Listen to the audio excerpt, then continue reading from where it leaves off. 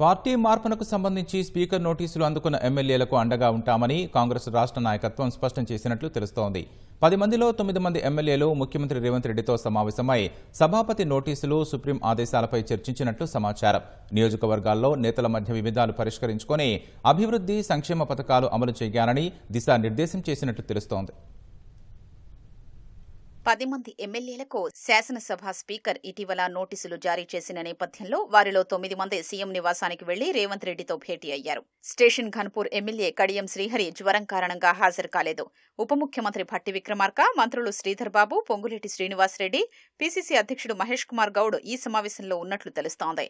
ఎమ్మెల్యేలు దానం నాగేందర్, పోచారం శ్రీనివాసరెడ్డి, బండ్ల కృష్ణమోహన్ రెడ్డి, ప్రకాష్ గౌడ్, తెల్లం వెంకట్రావు, గాంధీ, కాలయాదయ్య, సంజయ్, మహిపాల్ రెడ్డి ఈ సమావేశానికి హాజరైనట్లు తెలుస్తోంది.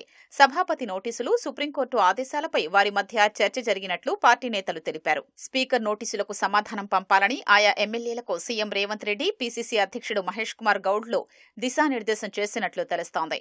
ఎమ్మెల్యేలపై చర్యలు తీసుకునే విషయంలో స్పీకర్కు విచక్షణ అధికారం ఉంటుందని సీఎం స్పష్టం చేసినట్లు సమాచారం. ఖైరతాబాద్ ఎమ్మెల్యే దానం నాగేందర్ ఎమ్మెల్యే పదవికి రాజీనామా చేసి తిరిగి పోటీ చేస్తానని ముఖ్యమంత్రి దృష్టికి తీసుకొచ్చినట్లు తెలుస్తోంది. తొందరపడి ఏ నిర్ణయమూ తీసుకోవద్దంటూ హితవు పలికినట్లు సమాచారం. ఆ 10 మంది ఎమ్మెల్యేలకు అన్ని రకాలుగా అండగా ఉంటామని కాంగ్రెస్ రాష్ట్ర నాయకత్వం భరోసా కల్పించినట్లు తెలుస్తోంది. ఆ నోటీసులకు ఈ నెల 2లోగా సమాధానం ఇవ్వాల్సి ఉండగా వారం రోజులు గడువు కావాలని స్పీకర్ను కోరినట్లు సమాచారం. ఆ గడువు కూడా మరో 2 రోజుల్లో ముగియనుండడంతో ముఖ్యమంత్రితో ఆ ఎమ్మెల్యేలు సమావేశం కావడం ప్రాధాన్యత సంతరించుకుంది. సీఎం, మంత్రులతో జరిగిన సమావేశంలో అభివృద్ధి పనులకు సంబంధించి పెండింగ్లో ఉన్న బిల్లులు, స్థానిక కాంగ్రెస్ నేతలతో ఉన్న విభేదాలపై ఎమ్మెల్యేలు చర్చించినట్లు తెలుస్తోంది. పెండింగ్ బిల్లులు రాకపోవడం వల్ల ఇబ్బందులు పడుతున్నామని, వాటిని వీలైనంత త్వరగా విడుదల చేయాలని వారు విన్నవించినట్లు సమాచారం.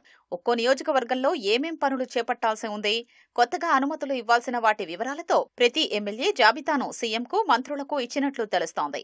తమ నియోజకవర్గాల్లో స్థానిక కాంగ్రెస్ నేతలు అభివృద్ధికి సహకరించడం లేదని, తమపై ఆరోపణలు చేస్తూ క్షేత్రస్థాయిలో ఇబ్బందులు పెడుతున్నారని ఓ ఎమ్మెల్యే చెప్పినట్లు సమాచారం. ఇరు వర్గాలు మాట్లాడుకుని అభివృద్ధి, సంక్షేమ కార్యక్రమాలు చేపట్టాలని సీఎం, మంత్రులు సూచించినట్లు తెలుస్తోంది. ఒక్కో ఎమ్మెల్యేతో ముఖ్యమంత్రి నేరుగా మాట్లాడి వివరాలు తెలుసుకున్నట్లు నేతలు చెప్పారు.